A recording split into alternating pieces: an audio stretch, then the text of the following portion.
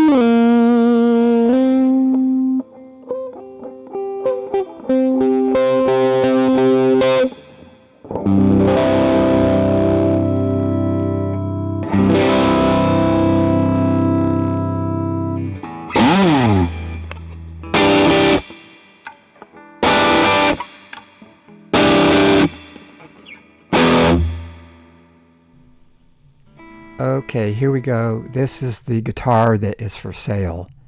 This guitar was the subject of my documentary called The Les Paul That Isn't. And it was all about Gibson making these reissues that weren't reissues of anything except how to make big profits off of low bidder parts. So it was a 4-episode documentary. And I took the stock guitar and sequentially made changes to it to make it closer to an original vintage Les Paul.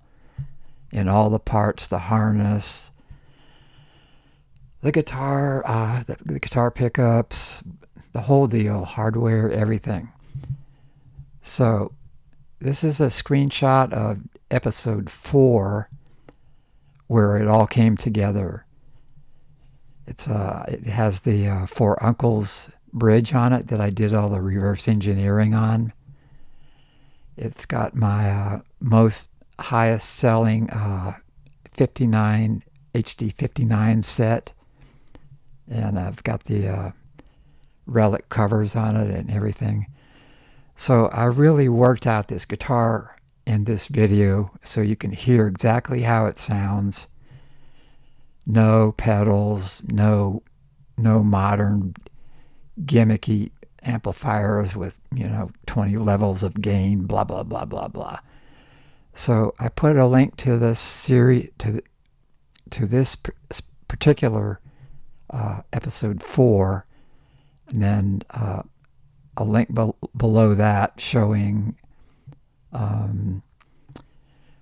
where to start watching all 4 episodes if you want to see this sequential progress of how changing little things, that weren't that much expensive to make this guitar sound more like a vintage 1959 Les Paul.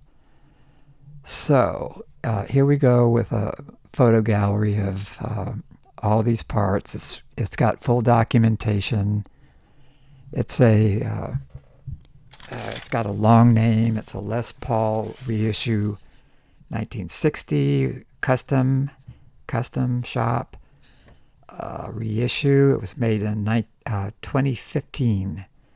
It's in virtually mint condition. It's got a few tiny marks on it, and I haven't decided on a price for it yet. And I've got to include the work and all the extra stuff that went into it to make it into something really killer. So watch this first link to this episode 4, and you'll hear everything that this guitar does without pedals, without help. So here we go with the gallery, and I'll explain everything here.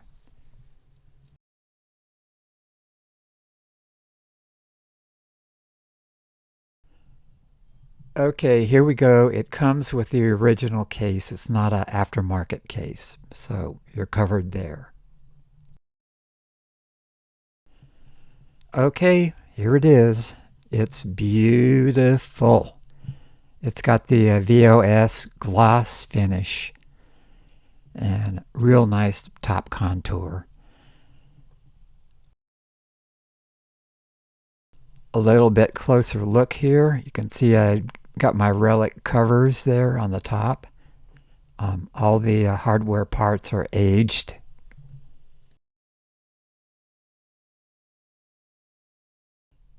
Closer look at the back end here. You got the Four Uncles aged ABR1 replica that I did the reverse engineering on. And this is the only actual true ABR1 replica. None of the other ones out there are right. It took us 2 years to do this, and I destroyed an original to get all the metallurgical stuff that we needed to actually mix identical alloys for the zinc and the brass saddles.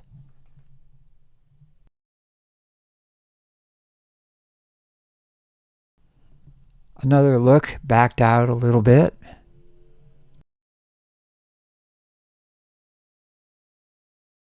A little bit closer look here at the relic covers. These are a little bit extremely relic, but they're some of the earlier ones that I did. This is a partial look at the ABR1, and this guitar actually has a real ABR1 posts into the wood, none of this crap, cheap Nashville stuff. It's a little bit closer look again at one of the covers.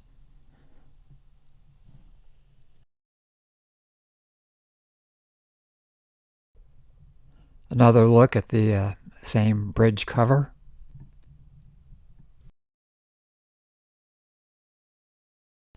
Here's the wood on the back, beautiful mahogany wood grain. You can see the small 2 marks. That's the only damage I could find on the guitar. Otherwise, it's pretty much mint. So here we go. We got the headstock.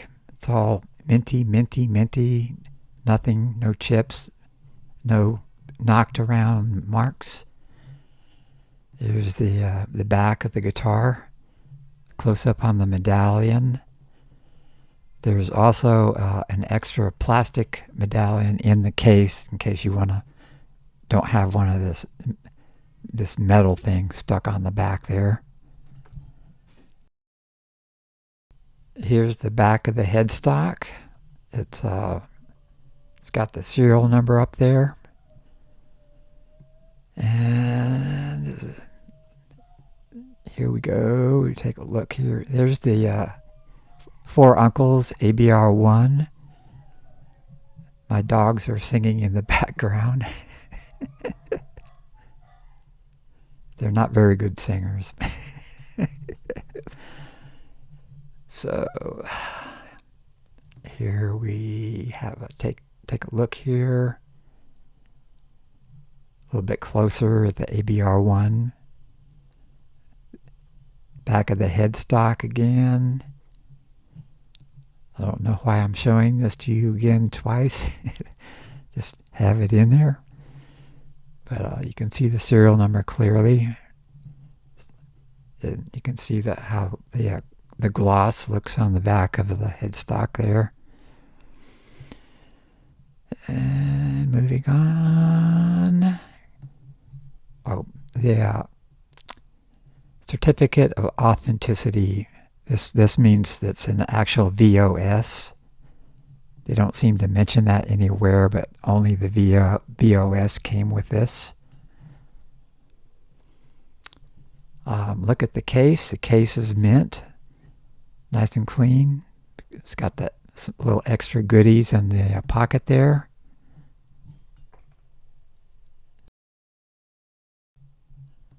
Another look at the ABR1 from the top and part of the cover there. Those are our ABR1 replicas really make a dramatic change to your guitars. They're getting really popular, but we're not able to make very many at a time, so good luck. Here's some of the case candy. It's all there. The ABR1 replica again. You put one of those things in your guitar and immediately your guitar sounds much more vintage. We spent 2 years working on that thing, and oh man, was I burned out when we were done with it, but it did exactly what the old ones do. It's another look at it. Almost getting too close to the end here of the gallery shots. Oh yeah, the all-important controls. These are the Jupiter condenser capacitors. They are not just Russian cheap caps painted with stripes like other people are doing. They are actually true replicas as can be made in our time. The originals were made with some really toxic stuff that was, they called it oil, but it was like the stuff that's in the modern day giant transformers for power to your house, which is really toxic stuff. But these, I believe, are mineral oil, but they sound exactly like my original vintage new old stock Sprague Bees. And they're $60 a pair, and they come with a guitar, and they are it. Nobody else makes anything as close. So that's the end of the gallery photos here, and if you're interested in buying this guitar, you can contact me at sdpickups@comcast.net. First come, first serve. It's a YouTube star. Over and out. Hope you enjoyed the video.